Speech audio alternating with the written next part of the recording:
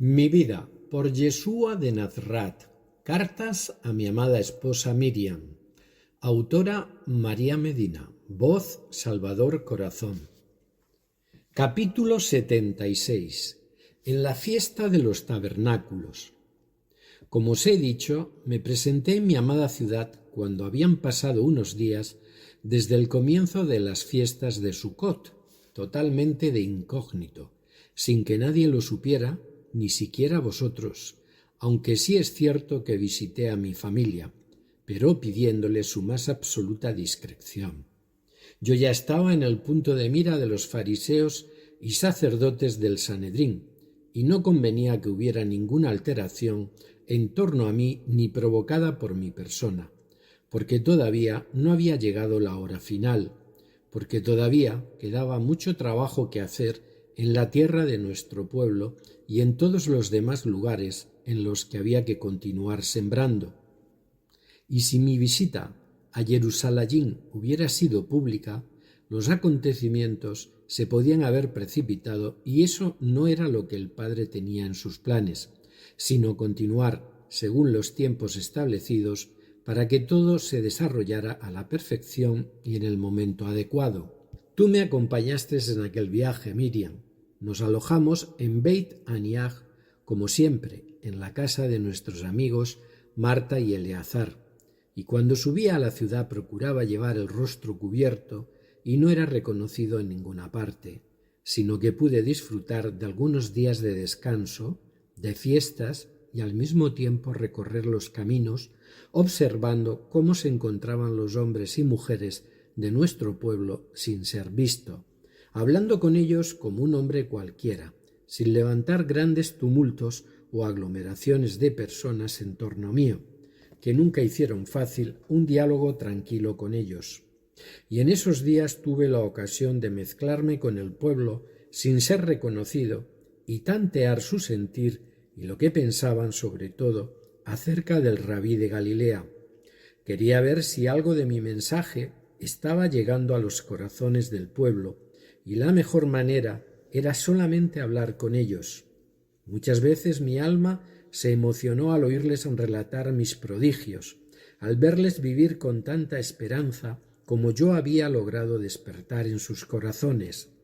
También hablé con los escépticos, que no creían en la posibilidad de una redención o de una liberación del pueblo. Fueron unos días interesantes y muy válidos para saber con más exactitud el terreno que yo pisaba, porque, aunque vosotros me contabais y me fiaba de vuestras palabras, éstas no dejaban de estar teñidas con los colores del prisma de cada uno. Fue mucho más seguro comprobarlo por mí mismo. Pero uno de aquellos días, como os he dicho, me presenté en la explanada del templo y comencé a hablar. Solo fue un toque de presencia, de atención, para llamar precisamente eso, la atención del pueblo, pero de una manera fugaz y sin posibilidad de respuesta por parte de mis adversarios.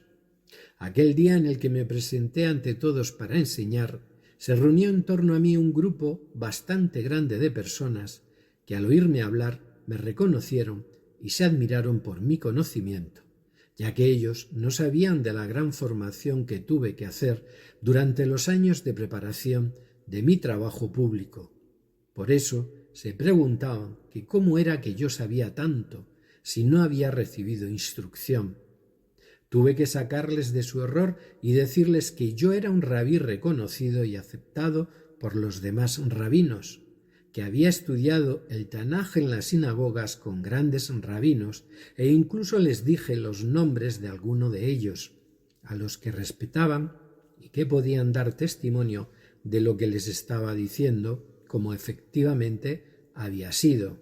Y también tuve que explicarles que mi conocimiento provenía del Padre, que era quien definitivamente ponía en mi boca las palabras que yo luego debía transmitirles a ellos.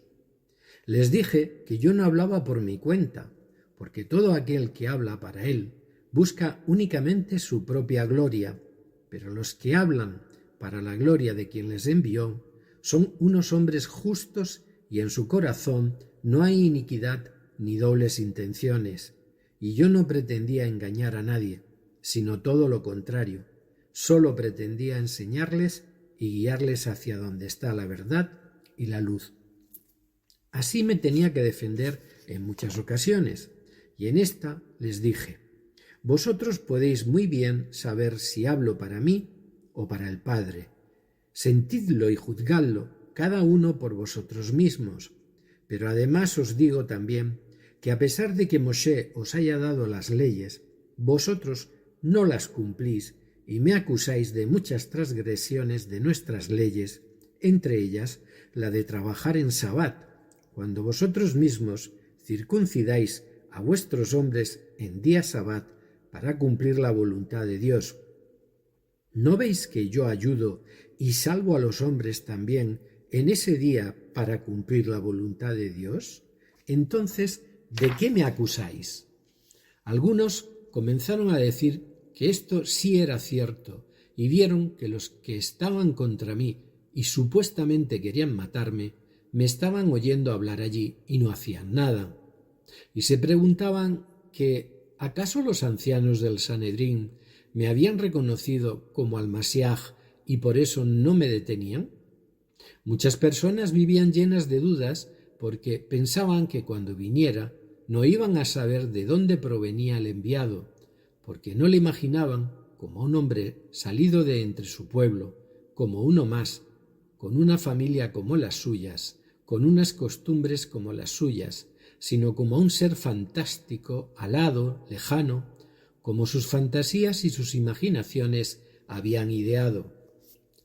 Y para que se dieran cuenta de la realidad de la presencia del Masiaj entre su pueblo, continué diciéndoles: a mí me conocéis, y yo he venido a dar testimonio de aquel a quien no conocéis, a dar testimonio del Padre, porque yo sí le conozco, porque Él me envió. Intenté desvelar, aunque fuera de forma suave, que yo era ese hombre esperado por el pueblo hebreo desde tantos siglos atrás, para que salieran de su error de pensar que tendría que ser alguien que, aunque totalmente diferente a ellos, porque eso era cierto, iba a vivir entre ellos como uno más para poder enseñarles y ayudarles y vivir sus alegrías y sus penas, dando testimonio así de un amor todavía más grande. Pero no podía hablar claramente en cuanto a mi personalidad, sino que debía dejar al entendimiento de cada uno que llegaran por sí solos a sus conclusiones, llegando a creer en mí de forma natural, por lo que escuchaban y por lo que veían. Y también es cierto que si me hubiera empezado a declarar el enviado, los acontecimientos se podrían haber precipitado.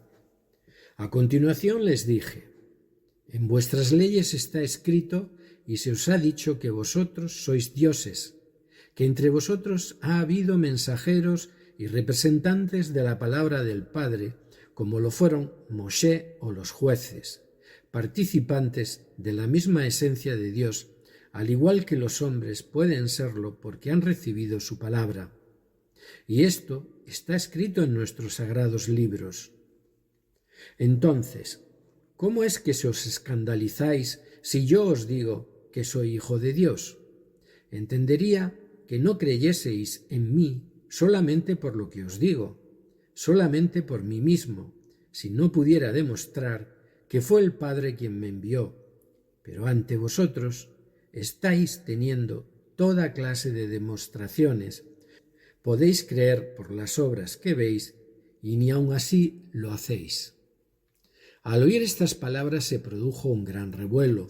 Muchos de los allí presentes asentían y me aceptaban como a su nuevo rey Masiaj, legítimo heredero al trono de David, aunque, como os digo, yo no confirmaba ni desmentía nada. Pero también los saduceos se levantaron de sus puestos y, totalmente enfurecidos, comenzaron a aproximarse hacia donde yo estaba, ya con la clara intención de prenderme. No lo lograron porque no era el momento y pude salir de allí sin que, como en otras ocasiones, nadie se diera cuenta.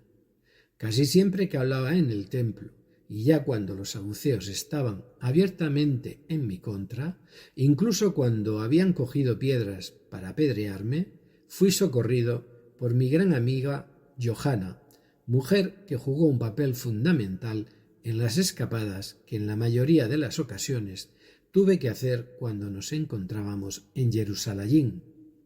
Regresé a Beit Aniach, donde me estabas esperando, y terminamos de pasar allí las fiestas.